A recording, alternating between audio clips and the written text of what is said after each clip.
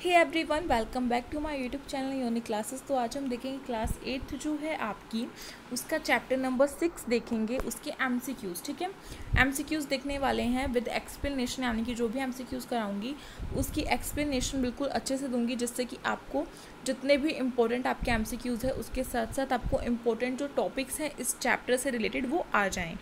तो फटाफट से देखते हैं। हमारा फर्स्ट एमसीक्यू है, the substance which reacts with oxygen giving heat is called a combustible substance. ठीक है, अब हमें यहाँ पे बताया कि वो सब्सटेंस जो कि रिएक्ट करता है किसके साथ, ऑक्सीजन के साथ, और हमें देता है हीट, उसको हम बोलते हैं कंबस्टेबल सब्सटेंस। तो यहाँ पे हमसे क्वेश्चन पूछा गया है, which one of the following is a combustible substance. अब हमें यहाँ पे बोला गया है कि इनमें से देखकर बताओ कि कौन सा जो है वो कंबस्टेबल सब्सटेंस है। तो इनमें से कौन सा होगा, फटाफट से मुझे आंसर दो कमेंट बॉक्स में, इससे आपकी भी तैयारी आपको पता चले कि कितनी है या कितनी नहीं। तो फर्स्ट ऑप्शन है आयरन नेल, सेकंड है ग्लास, थर्ड है स्टोन पीस एंड फोर्थ है वुड। तो correct answer option number D होगा, वुड, यानी कि लकड़ी।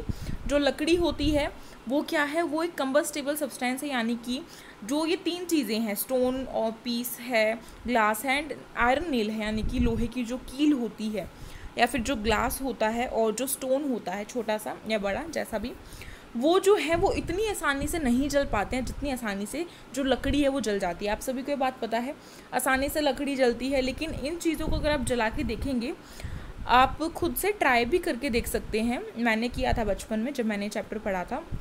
क्या करना है, जो आग होती है ना, थोड़ी सी आग जला के, यानी कि ऐसे एरिया में जलाना ताकि वहाँ पे कुछ ऐसे आग वगैरह पकड़े ना, इस तरीके से बचाकर अपने आप को भी और आसपास के जगह को भी। ठीक है, वहाँ पे आग जलाकर और उसमें ना एक लोहे की कील को डालकर देखना, एंड देन उस जो आग है उसको 2-3 मिनट तक जलने देना।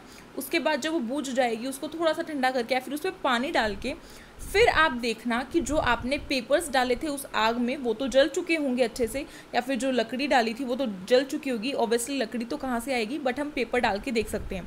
लेकिन जो आपकी आयरन नेल होगी ना वो नहीं जलेगी, उसका कलर चेंज हो जाएगा लेकिन वो जलेगी नहीं। ठीक है, तो यहाँ से ये चीज़ हमें समझ में आएगी कि कंबस्टेबल जो सब्सटेंसेज है वो कौन से होते हैं। नेक्स्ट फिर आपका क्वेश्चन है, which of the following is not a fossil fuels. अब हमें यहाँ पे बोला गया है कि इनमें से देखकर बताओ कि कौन सा फॉसिल फ्यूल्स नहीं है। तो कौन सा नहीं होगा, फर्स्ट ऑप्शन है कोल, वो तो है, सेकेंड है पेट्रोलियम, वो भी है, नेचुरल गैस भी है, एंड हमारा जो वाटर गैस है वो नहीं होगा। तो इसलिए ऑप्शन नंबर डी करेक्ट है, क्योंकि हमें इसमें बताना था कि कौन सा इसमें से फॉसिल फ्यूल्स नहीं है, तो वाटर गैस जो है वो एक फॉसिल फ्यूल्स नहीं है। नेक्स्ट फिर आपका क्वेश्चन आता है, magnesium ribbon on burning in air produced. अब हमें यहाँ पे बोला गया है कि जब मैग्नीशियम रिबन जो है जब वो जलता है एयर में तो वो क्या प्रोड्यूस करता है, हमसे ये पूछा गया है। तो फर्स्ट ऑप्शन है magnesium oxide, water and light, second है magnesium oxide and heat, third है magnesium oxide, heat and light, and fourth है magnesium oxide, water and heat. तो करेक्ट आंसर फटाफट से कमेंट बॉक्स में बताओ, और जिसका भी करेक्ट आंसर होगा, यानी कि अभी मैं बता दूंगी करेक्ट आंसर आप सभी को बिल्कुल राइट होगा, तो आप थोड़ा सा खुश हो सकते हैं कि हाँ हमें थोड़ा बहुत आता है।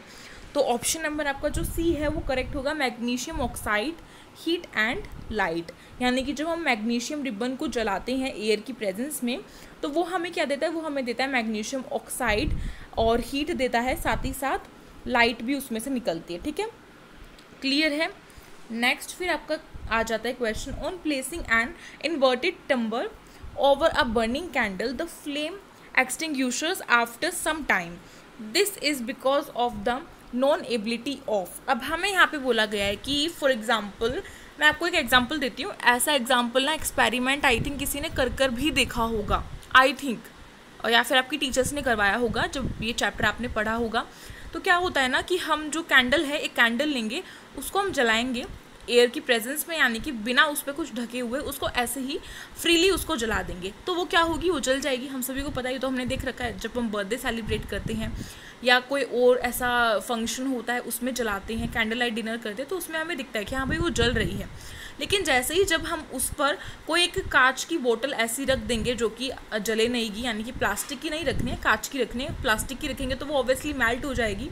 तो हमें कांच की बोतल जब हम उस पर रख देंगे तो क्या होगा ना, 1 मिनट के बाद तो वो जो कैंडल है वो अपने आप बुझ जाएगी, यानी कि ना ही हम उस पर कुछ हवा डाल रहे हैं, ना ही हम उस पर कुछ फूंक मार रहे हैं, ना ही कुछ भी, मतलब पंखा भी नहीं चलाया है, चाहे आपने पंखा चला रखा हो चाहे नहीं चला रखा हो, फिर भी जब आप उस बोतल को उस कैंडल पर रख देंगे तो वो जो कैंडल है वो अपने आप रैंडमली बुझ जाएगी। अब वो ऐसा क्यों होगा? बिकॉज जो एयर है, एयर की प्रेजेंस होनी बहुत ज़रूरी है किसी भी चीज़ को जलाने के लिए। ये चीज़ तो आपने इस चैप्टर से पढ़ी है एंड ये एक्सपेरिमेंट करने के बाद हमको ये चीज़ क्लियर हो जाती है कि एयर की प्रेजेंस जो है वो कितनी ज़रूरी होगी किसी भी जो सब्सटेंस है उसको जलाने के लिए। तो अब हमें यहाँ पे बोला है कि ऐसा ही कुछ इन्होंने किया जो कि मैंने अभी आपको बताया कि कैंडल के ऊपर रख दिया इन्होंने बॉटल टाइप कुछ, एंड एकदम से रैंडमली क्या हुआ, जो फ्लेम थी वो कुछ टाइम बाद बंद हो गई, बुझ गई।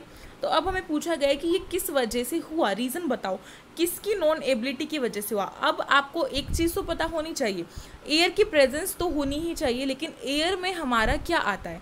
एयर में हमारी नाइट्रोजन गैस होती है, हाइड्रोजन होती है, कार्बन डाइऑक्साइड होता है, ऑक्सीजन होती है, काफ़ी सारी होती हैं। लेकिन उनमें से भी जो एक ऐसी गैस है उसका होना बहुत ज़रूरी है ताकि कोई भी जो सब्सटेंस है वो जल सके। तो वो कौन सी होगी यही हमें बताना है, ठीक है। तो करेक्ट आंसर आपका ऑप्शन नंबर ए होगा, ऑक्सीजन। ऑक्सीजन की प्रेजेंस होना किसी भी सब्सटेंस को जलाने के लिए बहुत बहुत बहुत ज़्यादा ज़रूरी है। मोस्ट इम्पॉर्टेंट है ऑक्सीजन का होना, प्रेजेंट होना, जहाँ पर हम किसी भी चीज़ को जला रहे हैं, ठीक है। और ये एक्सपेरिमेंट से हमें पता चल रहा है। इस तरीके के क्वेश्चन आ सकते हैं एक्सपेरिमेंट से रिलेटेड भी। नेक्स्ट आपका है, if a person clothes catch fire the best way to extinguish the fire is to. अब हमें यहाँ पे बोला है, मान लीजिए एक पर्सन है कोई भी, उसके कपड़ों में आग लग जाती है, ठीक है। तो कौन सा बेस्ट वे होगा इन चारों में से देख के बताना है जिससे हम उसकी आग जो है उसे छुटा सकते हैं, ठीक है, उसे आग लगने से बचा सकते हैं। तो फर्स्ट है आपका throw water on the clothes. नहीं, ये नहीं होगा। हम वैसे नेचुरली हम ऐसा कर सकते हैं, बट सबसे बेस्ट वे हमें यहाँ पे पूछा गया है। सेकंड है यूज़ द फायर एक्सटिंग्विशर्स। नहीं, हम एक कपड़े पे आग लगी है किसी पर्सन के, तो उसके लिए हम फायर ब्रिगेड्स को तो नहीं बुलाएंगे ना।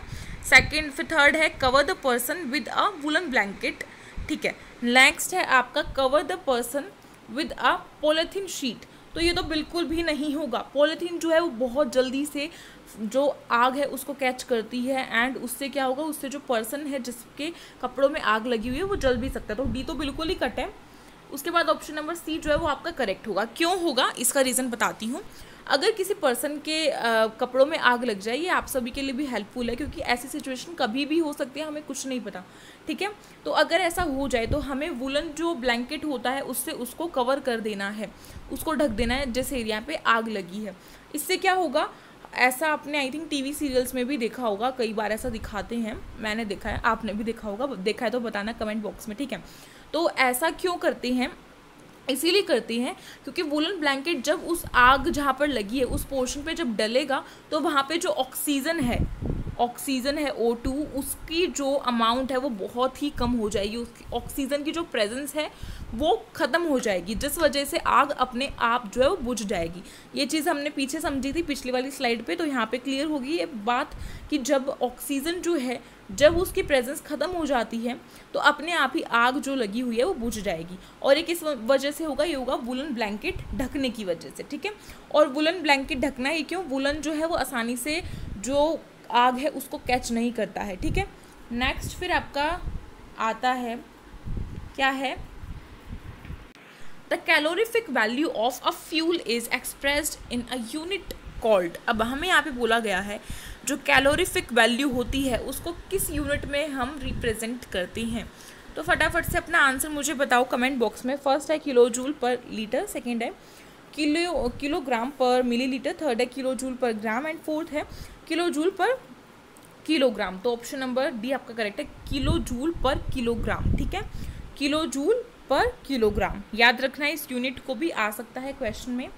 नेक्स्ट है आपका choose the incorrect statement from the following, forest fires are usually due to. हमें यहाँ पे बोला गया है, सबसे पहले क्वेश्चन को समझना है, हमें बोला गया है कि इन चारों में से चुनकर बताओ कौन सी जो स्टेटमेंट है वो इनकरेक्ट है, यानी कि वो करेक्ट नहीं है। अब उसका हम कैसे चुनेंगे, जब तक हमें कुछ पता ही नहीं होगा कि क्या हमें दिया हुआ है, उसके बेसिस पर ही तो चुनेंगे ना। तो हमें दिया हुआ है कि जो फॉरेस्ट है उनमें जो आग है वो यूजुअली किस वजह से लग जाती है, तो फर्स्ट ऑप्शन है केयरलेसनेस ऑफ ह्यूमंस, सेकंड है हीट ऑफ सन, थर्ड है cutting of trees and fourth है लाइटिंग स्ट्राइक। तो ऑप्शन नंबर सी आपका करेक्ट होगा, कटिंग ऑफ ट्रीज, क्योंकि हमें यहाँ पे इनकरेक्ट ऑप्शन जो है स्टेटमेंट जो है वो बताना था। तो इनकरेक्ट यही होगा कि हम अगर पेड़ पौधों को काट देते हैं फिर डिफोरेस्टेशन होता है तो उसकी वजह से आग नहीं लगती है, आग लगती है ह्यूमंस के केयरलेसनेस की वजह से और सन की जो हीट होती है उसकी वजह से लगती है, ठीक है। लाइटिंग होती हैं उसकी वजह से भी लगती है। नेक्स्ट फिर आपका है in villages people use wood as fuel because. अब हमें यहाँ पे बोला गया है, हम सभी ने देखा है जब हम गांव में जाते हैं तो ज़्यादातर लोग वहाँ पे जो हैं चूल्हा बना हुआ होता है ना, उसको हम चूल्हा बोलते हैं, जस्ट लाइक का मिट्टी का होता है वो, ठीक है, वो बना हुआ होता है। जैसे हमारे यहाँ पे तो स्टोव होते हैं और गैसेस होती हैं, वहाँ पे चूल्हा मोस्टली वहाँ पे चूल्हा यूज़ किया जाता है। तो वहाँ पे चूल्हे में वो क्या करते हैं, वो जो वुड है यानी कि जो लकड़ी है उसको जलाते हैं, साथ ही साथ जो गाय का उपला होता है, गाय के गोबर का, उसको भी जलाते हैं, है ना, ठीक है। तो अब वो क्यों जलाते हैं एज अ फ्यूल, ये हमसे पूछा गया है। फर्स्ट ऑप्शन है आपका it is considered to be an ideal fuel, यानी कि वो ऐसा समझते हैं कि आइडल फ्यूल